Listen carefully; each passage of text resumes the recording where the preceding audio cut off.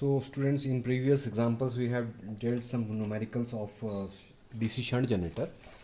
Today we'll do numericals of DC generator efficiency, right? So first example, we can have a DC shunt generator.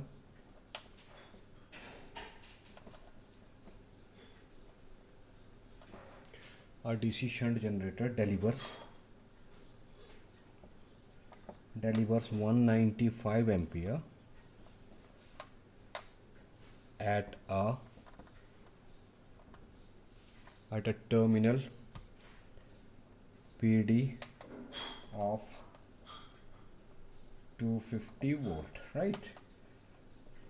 The armature and shunt field resistance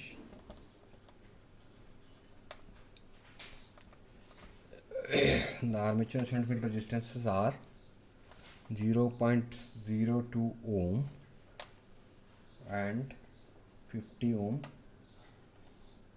respectively. The iron and friction loss equal 950 watt. Okay, so calculate. A is generated EMF, B is copper losses, C is output of prime mover, and D is mechanical and electrical efficiency, and E is total efficiency. Fine. So to solve this, let us first remind कि हमने power flow diagram इसका पढ़ा हुआ है. Power flow बोलती है कि we have mechanical input power, उसके बाद here we have iron and friction loss, after that we get electrical power in armature, that is Eg into Ia, right? उसके बाद आपके कॉपर लॉस हो जाते हैं और उसके बाद वी गेट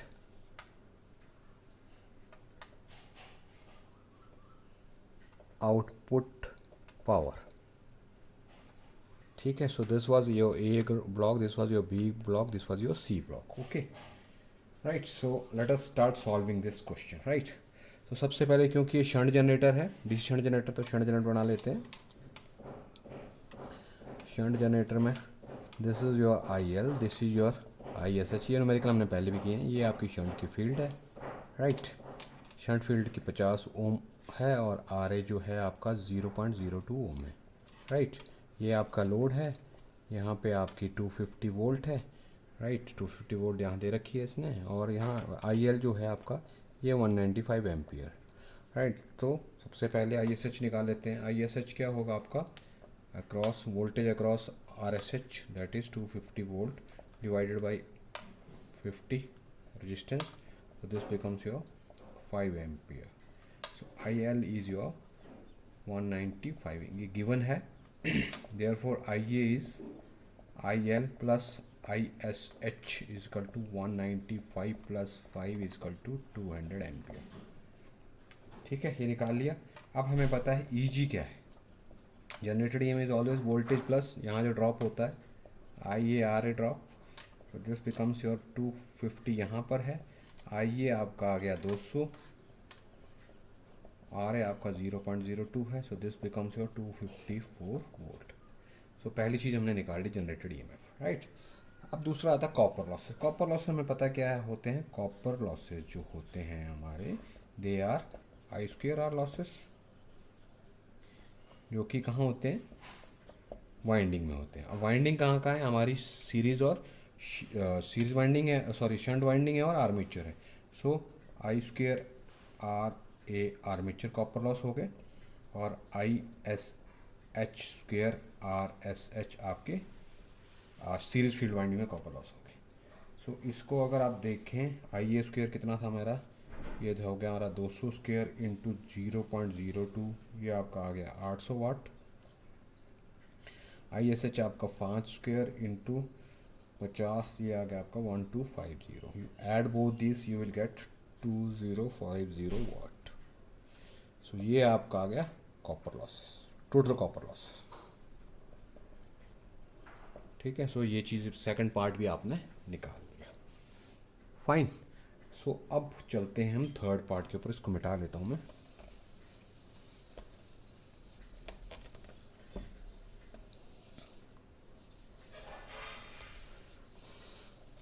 थर्ड पार्ट क्या है आपका, ये जनरेटिंग में हमने निकाली copper loss, output of prime mover. Now prime mover is this, इसका output is this, right. So अगर आउटपुट में ये लॉस में ऐड कर दो तो मेरा इनपुट मिल जाएगा। सो पी इनपुट जो है आपका, पी इनपुट जो मैकेनिकल इनपुट है that is output plus losses, right, यही है ना। ओके, सो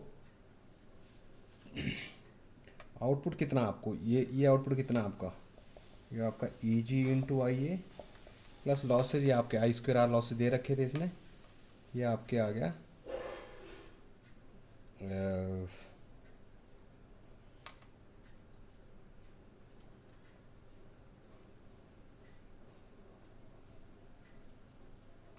लॉसेज कितना दे रखे इसने, 950, राइट। सो पी इनपुट आपका आ गया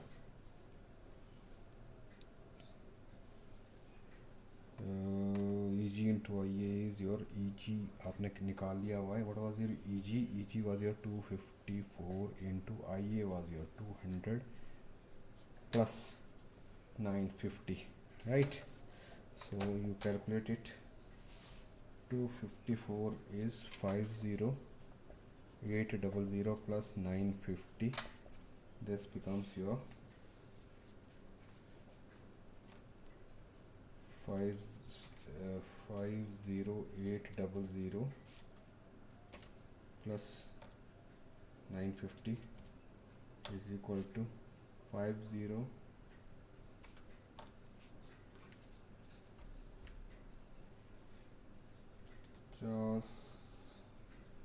800 जमा 950, this becomes your 517, this is your 51750, okay. 51750 is your input, that means this is input, mechanical input.